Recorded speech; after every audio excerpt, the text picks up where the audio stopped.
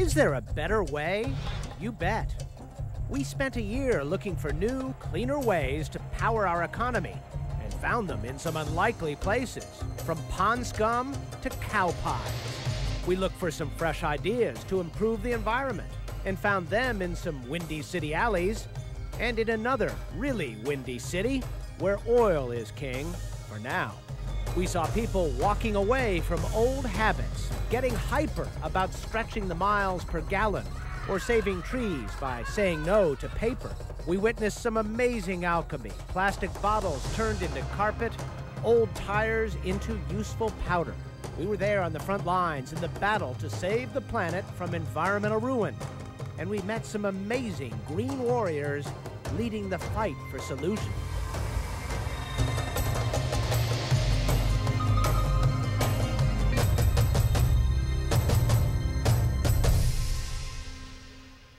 Hello and welcome. I'm Miles O'Brien. We live in a world with a lot of big problems, and it's easy to get overwhelmed. But spend the next hour with us, and I suspect you'll feel a little better. Let's begin with one of the most challenging issues of all, powering our world without depleting its resources or ruining the environment. There's so much more to it than drill, baby, drill. In fact, the answers are all around us in some unlikely places, on dairy farms, on microscope slides, on rooftops, and in, of all things, pond scum. This is where the magic happens. Glenn Kurtz believes this is the magic bullet alternative to oil. It's pond scum, but without the pond, and that's what sets his idea apart. Kurtz is flowing and growing algae through a long, winding journey in clear plastic bags suspended in a greenhouse. He calls the system Vertigrow. Keeps the algae hanging in the sunlight just long enough to pick up the solar energy they need to produce, the lipids to go through photosynthesis. The algae grows fast and is siphoned off continuously. The algae oil is extracted, ready to be refined into fuels like biodiesel. Kurtz says he can produce 100,000 gallons of algae oil per acre per year. Compare that to corn, which yields about 20 to 30 gallons an acre. And the Vertigrow facility is a long way from the Corn Belt, in the desert near El Paso, the perfect place. If we took about 1/10 of the state of New Mexico and converted it into algae production alone, okay, we could do all of the transportation needs for the United States. Kurtz and his team are working full throttle, looking for and patenting the ideal algae to make fuels. And who knows, maybe even an energy drink. Kind of refreshing. Yeah, that's not bad. If Vertigrow pans out as Kurtz predicts, we may all be raising our glasses to once lowly pond scum. Solar power sales may be on the rise, but the technology has been pretty flat in recent years. In fact, these power-generating panels haven't changed much at all. They've improved a little bit in their efficiency, but the last 15 years, this is what people have been installing. So you're looking at common glass tubing? But this may be the shape of things to come for solar power. Totally tubular, lined with power-generating photovoltaic film. And when we're done with it, we'll be able to make electricity with this tube. They come from a California company called Solyndra, and they are designed to be much more efficient and much simpler to install. With the cylindrical approach, because you can collect light from all angles, you're able to maximize the energy that you extract from the rooftop. Here's how. The tubes can capture solar energy no matter where the sun is in the sky, even from below if the roof is painted white. And they can be more densely packed together, since there's no worry about shadows. And because they don't catch the wind like a sail, they don't need to be weighted down, reducing installation cost. We think it's a breakthrough for tapping the large, underutilized space, commercial rooftop space in the U.S. and in the world. Solyndra estimates there is about 30 billion square feet of flat roof in the United States like this. If you covered all of it with solar arrays like this one, it would generate 150 gigawatts of electricity, or enough to power 15% of American homes. But ironically, this Silicon Valley startup has booked most of its orders from Germany, the world's leader in solar energy usage, even though they get about as much sunlight as Alaska. The company is now hoping it can level the playing field on flat roofs all across the U.S. It's like an oil field on a microscope slide. These tiny bacteria are making diesel fuel, no drilling required. What are we seeing now? This is fuel here? These are the E. coli cells that have converted the sugar and secreted out the oil. Stephen Del Carteret is the lead researcher with a company called LS9 that is harnessing a harmless strain of E. coli to make fuel.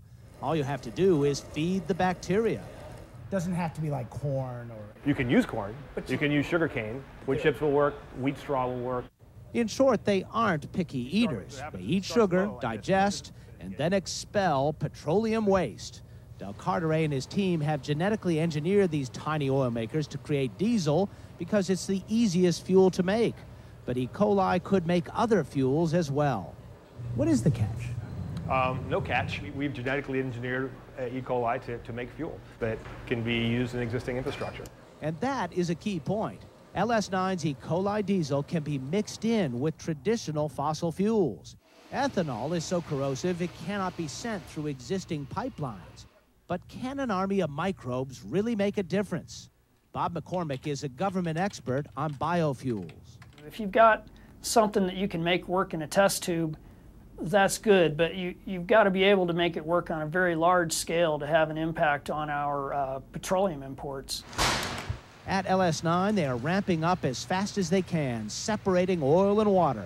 They hope to be making millions of gallons a week in the next few years. Is it possible to say we could grow our way out of our dependence on oil? I doubt we're going to completely eliminate our dependence on oil, but we'll certainly be able to wean ourselves of complete dependence.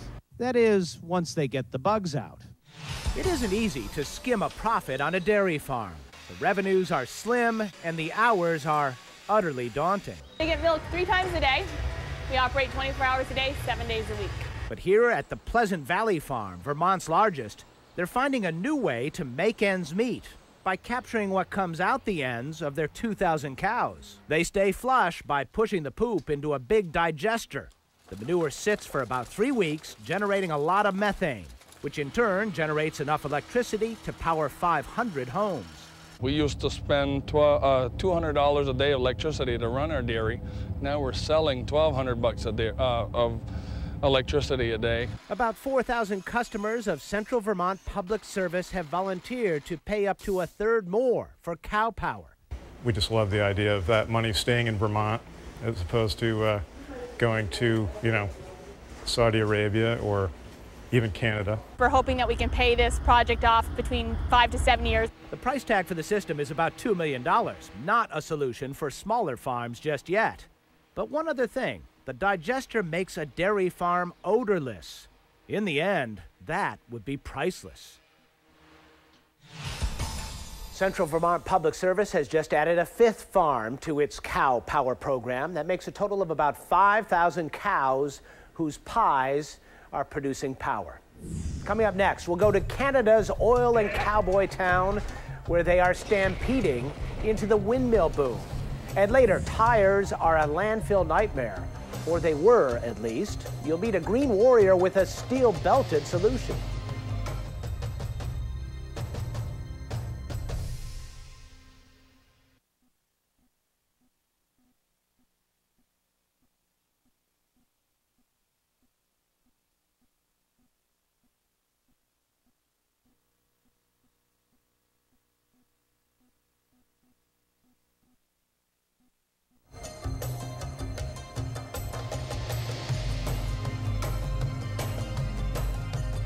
Welcome back and welcome home. It's not just where the heart is, it's the place where all of us can begin our search for solutions. Here's some cool ideas in action. In Chicago, even the darkest alleys are turning green, resurfaced with some concrete and asphalt that leaks like a sieve on purpose. It's made with the same materials as regular concrete, but it's got 20% voids. The voids are there to avoid a big problem. Chicago is the ultimate alley town, 1,900 miles of them, the largest network in the world. And the older ones were not designed to allow stormwater to naturally percolate into the ground. The new concrete does. It filters through the material, and microbes and fungus grow in here and it becomes a biosystem that actually eats the oil and grease that drip off the cars or comes from the asphalt. Older alleys send polluted rainwater to storm drains. They get overwhelmed, and the dirty water goes straight back into Lake Michigan. Not so with green alleys. So it gets the water back in the ground, gets it there clean, so it gets the water into the ground where our wells get recharged, Lake Michigan gets recharged, and we're not overpowering the sewer systems with all this stormwater runoff. So far, they have greened 34 Chicago alleys. 36 more are on the way. And one more thing, these lighter-colored alleys reflect a lot more light, making the city a little cooler, and the alleys not so dark after all. Calgary is Canada's Houston. All about cowboys and oil. But as people here get more worried about global warming, the wind is shifting. It's important that we address climate change. How do we reduce our environmental and ecological footprint? That's Calgary Mayor Dave Bronconier touting his city's effort to tap into another plentiful natural resource in this part of Alberta, the strong winds. The city's new $140 million wind farm is now online, and it means 3/4 of the municipal buildings here are running on renewable electricity. And every day, people here are urged to ride the wind on the world's first wind-powered commuter train line. All those windmills are equivalent to taking 30,000 cars off the roads. Even here in oil country, renewable energy is now frequently cheaper than fossil fuels for generating electricity. So Bronconier isn't stopping now. Our objective is that by the year 2012, to have 90% of the corporation, the city's use for energy will be from renewables and sustainable power. Now the question is, will private businesses and plain old folks follow the city's example, turning this turbine success into a green stampede in Calgary? Hubie Van Meurs is taking a lot of pressure off the folks in Levittown, New York. With all the other windows and doors closed, we can find out how leaky the house is. He's plugging leaks and insulating attics all over this Long Island town where the sprawling of America began more than 60 years ago. Levittown is the country's first planned suburb. We thought it made history back in the 1940s, and we can make history again to be the first suburban community to go green. Nassau County Executive Tom Suozzi launched the campaign to encourage everyone in Levittown, 17,000 homes, 52,000 people, to do something green, from changing light bulbs to installing a new furnace. Several local companies have ponied up special deals and financing. Just about every household is taking part. Levittown homeowner Tom LaSousa found the program easy to love. Whatever a little bit will help us and whatever a little bit will help the environment. We think if you can do it in Levittown, you can do it anywhere. Could be this place is still a trendsetter after all these years. The economic downturn is hurting the Green Levittown campaign. Many homeowners have postponed big jobs like purchasing new furnaces, replacing old doors and windows, and installing insulation. Coming up, you'll meet a green warrior who is doing battle by taking his foot off the gas and killing the engine. Hypermiling 101.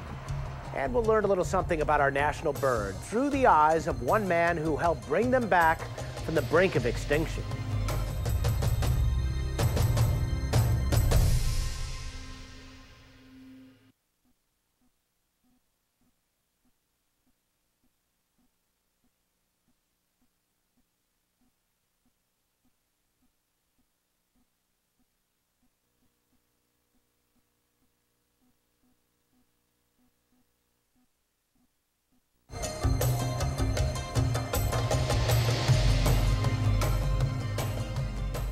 These days, it seems everyone is thinking about what we can do to save the planet. In these tough times, our worries about the environment and our pocketbooks are in sync. For many of us, it is high time to rethink our wasteful ways. Wayne Gertis may look like he's out of gas, but actually he's just kind of hyper about saving every drop he can. And I mean hyper. We're in neutral, so I'm ready to pop. Starts, we're going. Just oh, you don't did, wait for anything. You just went. Yeah. That was like immediately into drive. Right. There's no point in wasting any fuel. And again, Wayne is the reigning king of the gas mileage misers, known as hyper milers.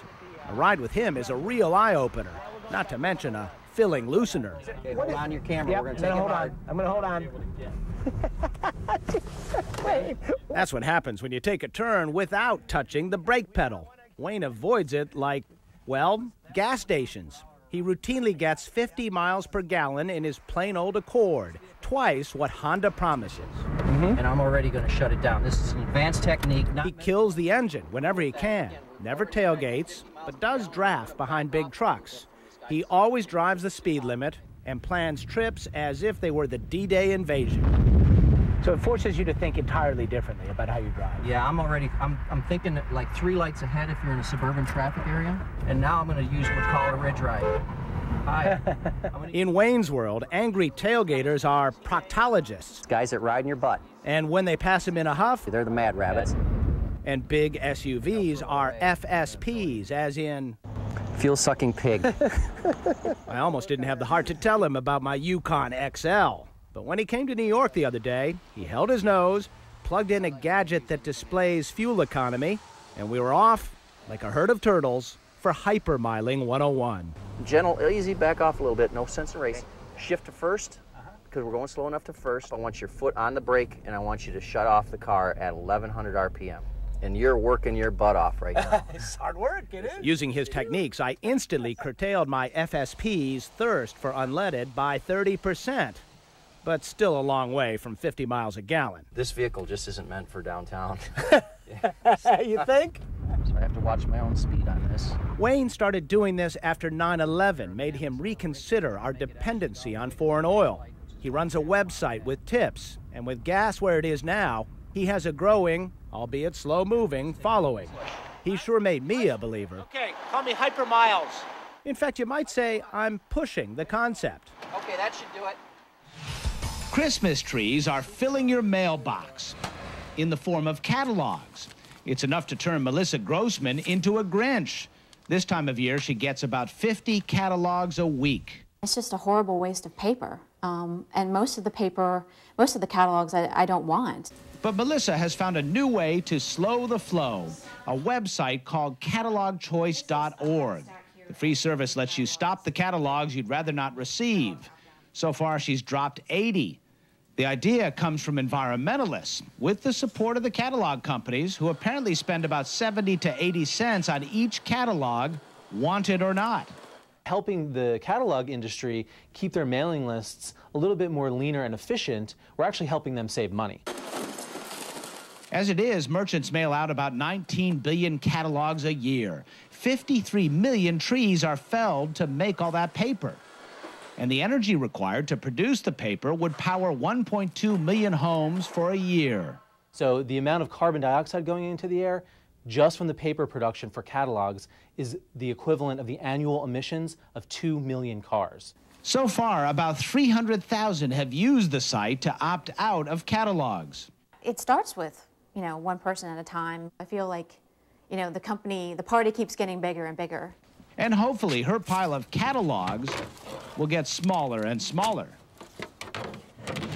Remember all those futuristic visions of a paperless office? Well, the computer age hasn't exactly delivered on that promise. In fact, the average U.S. employee churns out 10,000 pages a year. But architect Lee Stringer has found the blueprint for a solution. It's analyzing my total paper saved. She is saving paper by using some new software called GreenPrint. The $35 program looks for pages you really don't need, like blanks or those with just a few random lines of gobbledygook. And you can remove any other page you don't want, as well as those ink-hungry ads. You can create a setting that tells you how many pages you saved, and based on 6.5 cents per page, I paid off mine in a day. It does make you feel good. GreenPrint is the brainchild of Hayden Hamilton. It saves the average family about $100 a year in ink and toner and paper, and it has a really positive impact on the environment. He got the idea when he worked at Ford and saw all those stacks of wasted paper gathering dust near printers. He started selling GreenPrint a year ago, planting the seeds with this viral video.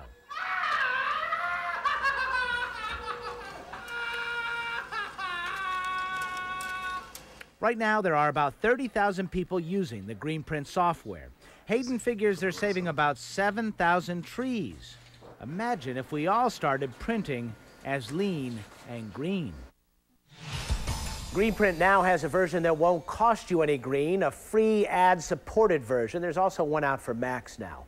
By the way, you can see the environmental solutions of more Green Warriors at our special website. There it is, CNN.com/solutions. Coming up, we'll take you to a big auto plant that doesn't need a landfill. They recycle everything. And later, some rare breeds down on the farm. You won't likely roast a Royal Palm turkey for Thanksgiving dinner, but saving that species may one day help save our skin.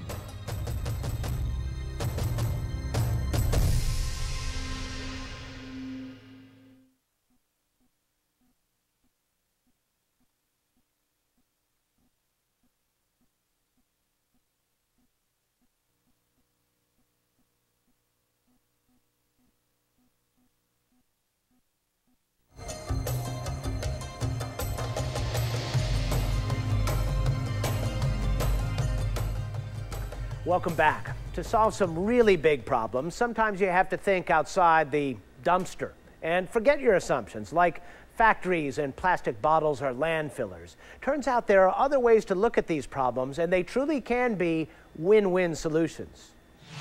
It's getting harder and harder to sweep our environmental problems under the rug. So why not weave them into the fabric? Here at Mohawk Carpet, they're turning plastic drink bottles into carpet. This product, by using recycled polyester, gives us the opportunity to really use an alternative to an oil-based product. Mohawk uses 14,000 plastic drink bottles every minute, about a third of all the recycled bottles in the U.S., to make Everstrand carpet. Mohawk buys the old bottles by the bale. They are broken up, sorted by color, then chipped, cleaned, melted, molded into threads, and spun into yarn. And this becomes the basis of your carpet. This is what you walk on. It doesn't look or feel anything like a plastic bottle now. Plastic bottles are a huge environmental problem.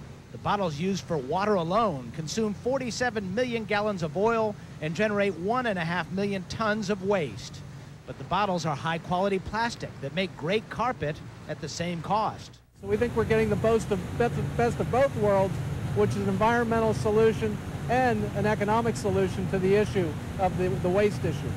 But Americans only recycle about 1 in 4 of the plastic bottles they use. Sadly, our landfills are carpeted with a solution that is going to waste. I'm Rob Marciano. This General Motors engine plant in Flint, Michigan is a landfill-free facility. It, along with 42 other GM plants worldwide, recycles or reuses every bit of waste. Nothing is thrown away. Any waste is really a resource out of place. The key is to be innovative, apply science and technology, and find the best possible outcome for that product. For years, GM and other car companies have recycled scrap iron and aluminum chips. They're melted to make new parts. But other waste streams pose bigger challenges, like this stuff called swarf, a mixture of metal shavings and liquid. This swarf was getting landfilled up until a few years ago. This will go to markets on the outside, and it'll be turned into materials that require iron. And this polymer material, which separates metal shavings from coolant, also used to be discarded after use. But now, it's sent to an outside company for recycling into new products. John Bradburn, GM's landfill-free expert, says he hasn't found anything yet that couldn't be reused. When there's enough of something, you can usually find an interest in that material. GM says by the end of 2010, half of its 160 manufacturing plants will also be landfill-free. At Schaefer Vineyards, one of Napa's premier wineries, grape growing just isn't what it used to be. As back then, the idea of a beautiful vineyard was nothing but dirt and just flat as a pool table. Doug Schaefer enjoys showing off the overgrown vine rows, the dead and dry remnants of the winter's cover crops. You see, instead of herbicides, Schaefer plants clover, oats, peas, and mustard as a natural way to control weeds.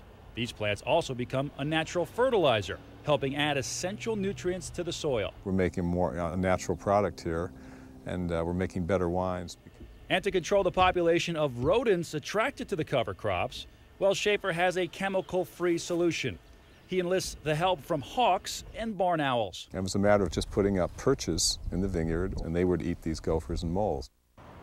But one of the most striking features of the vineyard is the vast array of solar panels covering the many roofs and hills that help Schaefer reduce its energy consumption. We used to pay maybe $40,000 or $50,000 a year on power, and basically we pay $1,500 now.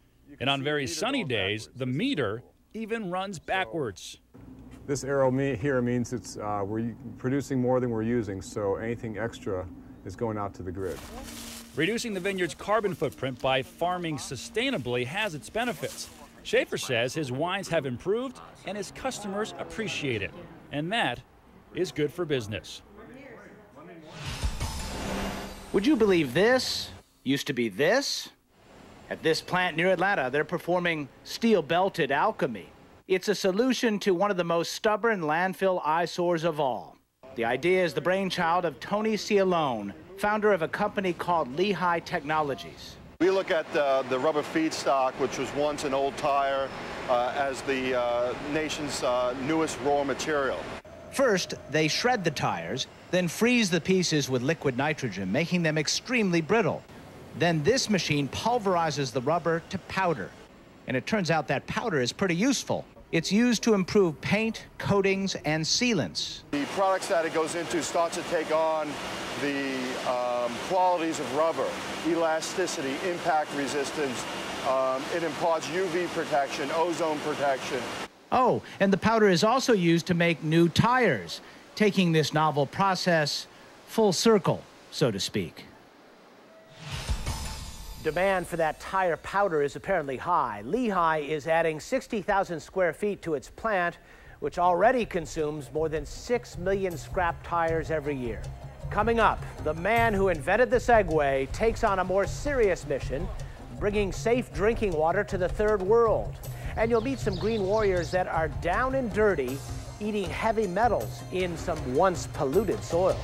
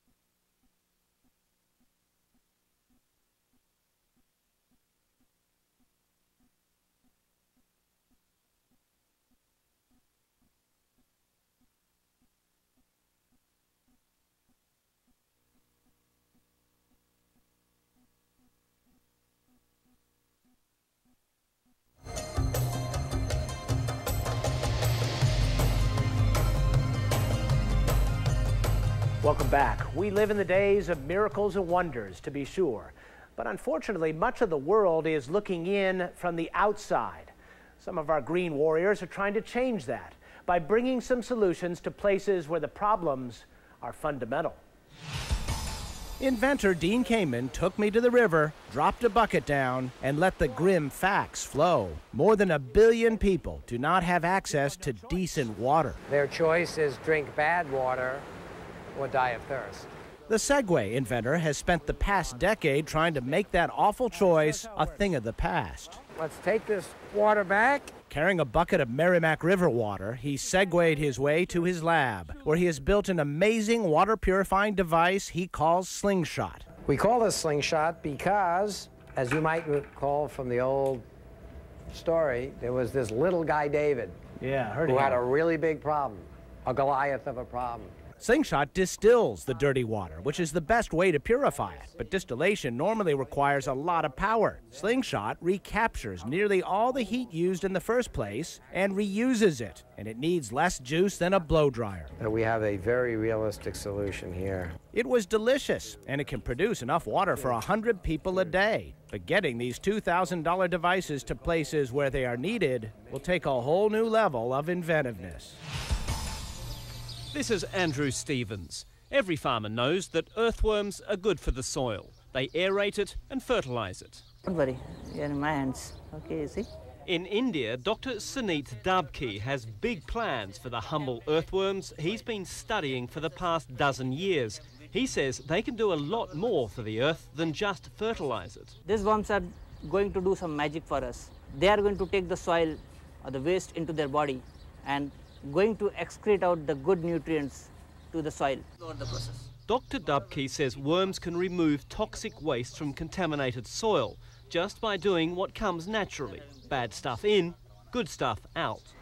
And there's a lot of badly polluted land here in the western Indian state of Gujarat, which is one of India's fastest growing economies.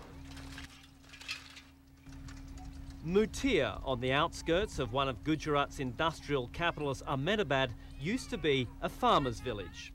But when textile and pharmaceutical plants sprang up outside of town and dumped toxic waste onto the land, most farmers lost their crops. He says the plants were getting burned by the pollution before they could even grow, and the soil wasn't good either. He says they often saw colours from the textile dyes on the plants. In 2006, Dabki received a $15,000 grant from an international NGO, the Blacksmith Group, to cover the cost of removing 4 acres of waste using earthworms. Initially, about 300,000 worms were released. A year later, soil tests showed a 60% reduction of heavy metals. An additional 100,000 worms were added later, along with natural soil conditioners to help absorb the remaining waste. We are condensing, so we are reducing the volume of toxic waste from such a huge amount to such a small amount. Good news for the farmers, but bad news for the worms. They're sifted out of the earth and burned after their work is done. The heavy metals they've absorbed are released into the air, where Dr. Dabki says they do less harm than in the soil. But for the next 2 years, these worms will live a worm's version of the good life, happily munching their way through the soil, helping India digest its toxic waste. I'm an aerospace engineer at NASA, where I work on specifically water management and water recovery systems for Moon and Mars spacecraft. The goal with treating water is to separate the clean water from the contaminants that are making it dirty. There's 1.2 billion people in the world are drinking contaminated water that can be relatively easily treated, and the people in Rwanda fall squarely into that statistic.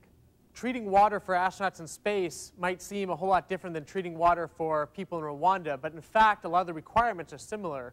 You're in a pretty harsh environment where you don't have a lot of resources, and you have to install systems that take really badly contaminated water and turn it into drinking water. We saw that contaminated surface water was one of the biggest public health challenges in Rwanda. Engineers Without Borders is an all-volunteer organization. The Johnson Space Center chapter is made up of engineers and astronauts and educators and scientists who are all working in their spare time on the evenings and weekends and taking vacation time to do these projects around the world. The problem is that they're collecting water that's been running off the hills through pastures and farmland and agricultural land, and so it collects all sorts of bacteria, and it just gets dirty in the process. We tested the water before our systems were put in, and it was nearly the equivalent of drinking raw sewage. That's the norm.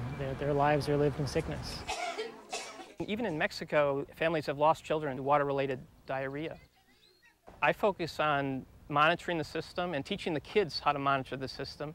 And we have little bacterial plates that we put the water on, a mill on them, and then after 2 days they can actually see if there's bacteria in the water that can cause them illness. The orphanage we went to last summer, the kids refuse to drink water if it doesn't come through this system that we installed, which is great. And part of the reason may just be because of the novelty of it, because we were there installing it and they just got all excited about it. But now it's embedded, and so they're going to be drinking clean water for the rest of their lives. It doesn't take NASA engineers. We just happen to be NASA engineers that wanted to do something about it. I wouldn't do what I do as an astronaut if I didn't truly believe that what we're doing in the space program is benefiting the whole world. 1 hour, 22 minutes into the excursion by Ron Garan. I have the same feeling in the volunteer work. I think it's equally fulfilling because we have that same feeling that what we're doing is making a difference and making the world a better place. Even these kids that live in such a state of poverty, they're so happy, and they're so happy to see us, and they're running around in rags and with barely enough to eat. The look on the kids' faces when they drink clean water for the first time, it makes it all the work worth it. If you want to get involved in Engineers Without Borders, you don't have to be an engineer, by the way, check out the group's website at ewb-usa.org. Coming up, meet a green warrior who is doing what he can to save our feathered friends from smacking into buildings. The Birdman of Toronto, next.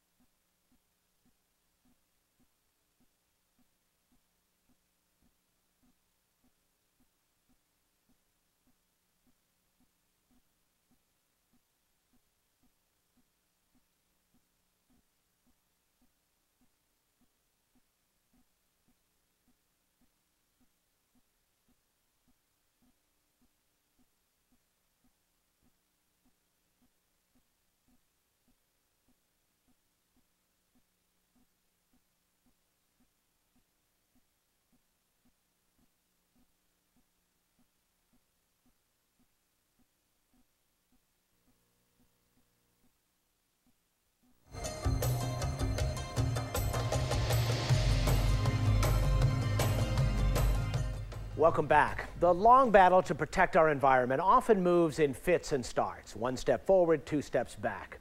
And so it goes as we turn our attention to some of our green warriors fighting to save the animals. We don't know where this nest is, but it's somewhere right around this ridge here, not very far. It's another day out of the office for Pete Nye. Should be an adult eagle or two. The Eagle Guy, a man who should be celebrating, but instead is very nervous. The other day, I tagged along as he made his rounds on the Hudson River, 60 miles north of New York City. Usually it's a pretty good-sized tree, pretty commanding tree structure and height, good visibility and access in and out for the eagles. These eagles weren't home, but Pete still had work to do. Well, I'll see if we can bushwhack our way up to the tree. Pete is planning to retire in just a few years, and yet he gave me a run for my money in the woods. The main mission here, raccoon-proofing the tree. They go after eggs or young. They've been known to kill eaglets in the nest. About the only real predator that bald eagles have, you know, that they have to worry about. Of course, we were the problem 40 years ago when we were trying to kill bugs with DDT insecticides. The chemical made eagle eggs too thin and fragile, and the population collapsed. Banning DDT was a big part of the fix, along with putting the eagle on the endangered species list. But Pete was among those who believed the eagles needed a jump start. So he went to Alaska, and he asked for some help. In the 70s and 80s, he imported 198 Alaskan eaglets. The goal? To get 40 nesting pairs in New York. We're in 2007, and you have how many? About 125 pairs this year. So 3 times what you predicted. Pretty much, yeah. Very rewarding that they're actually coming into a lot of these habitats. There's obviously still a lot of good space and a lot of good food. For now. More on that in a moment. Pete took me farther up the river to another nest, and this time... Got it, Steve? Oh, yeah, coming into view. The pine tree, yeah, I see it, I see it. I got a glimpse. Sorry about these shots. I had a hard time steadying up in the canoe, but there's no mistaking what I captured on tape. It's a beautiful sight to see them, isn't it? Oh, yeah. It's just... You ever get blasé about it? Not yet, I haven't. That's saying a lot, given all the eagles he's banded and tracked, all the tall trees he's climbed, and that's when I realized Pete Nye is a man on a mission. And now, after all that work, he can declare victory. But he isn't celebrating.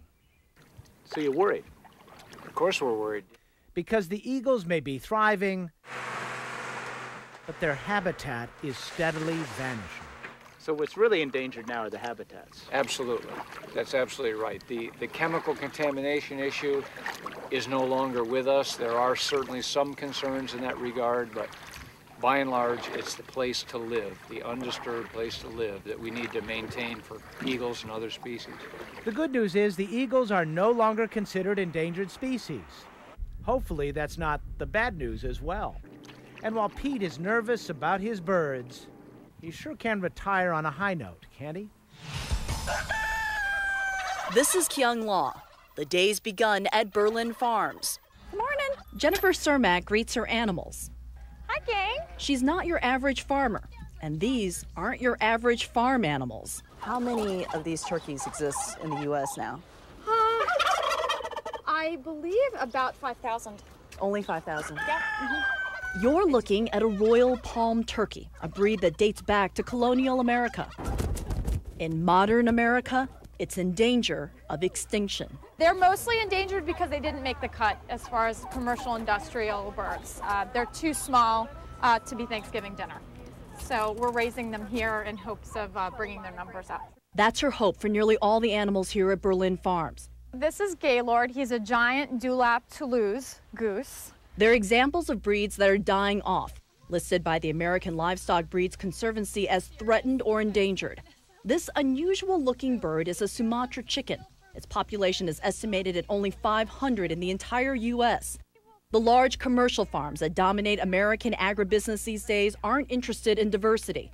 They prefer to concentrate on one, or at most, just a few, high-quality breeds for your meat, egg, or dairy department. Why should you care?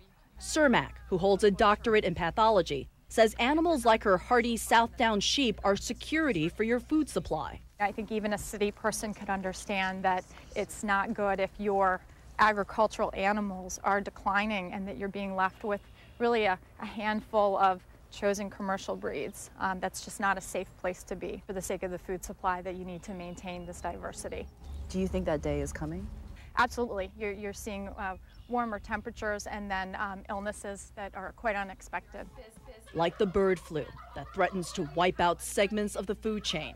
Having a greater variety of birds could mean that some birds could develop resistance to diseases that might wipe out a commercial breed or be better able to withstand environmental changes caused by global warming.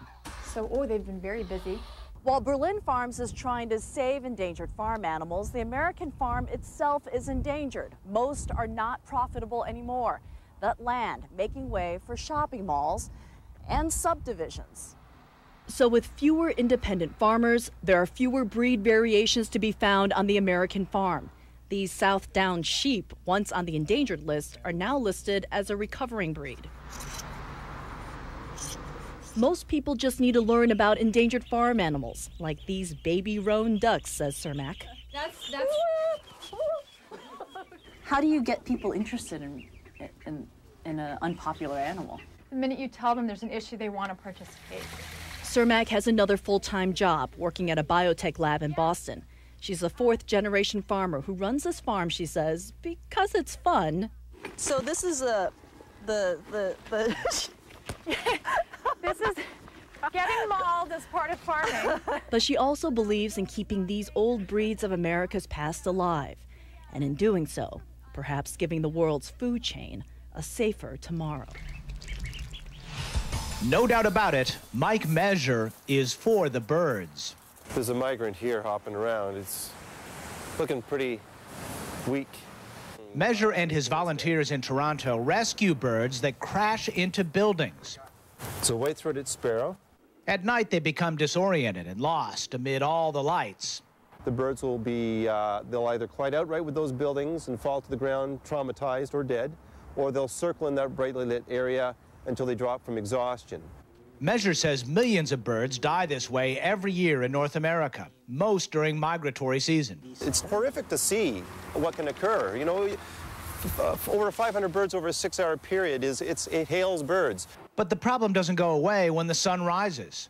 Birds see trees and bushes reflected in mirrored glass and fly smack into an often fatal surprise. Oh, there's a bird right there. Look at that. Measure's group wrote a guide to a better life in the big city for birds. Simple ideas like turning off lights or closing blinds at night, and making sure windows near the ground include some visual cues that they are there. Measure is pushing for buildings to be designed from the outset with birds in mind. In the meantime, he is saving those he can, one stunned victim at a time. Those guidelines have become a template for similar suggestions all throughout North America and Europe, even right here in New York City. That's all the time we have. Don't forget to check out our webpage for more environmental solutions, cnn.com/solutions. Thanks for joining us. I'm Miles O'Brien. We hope you too will become a green warrior.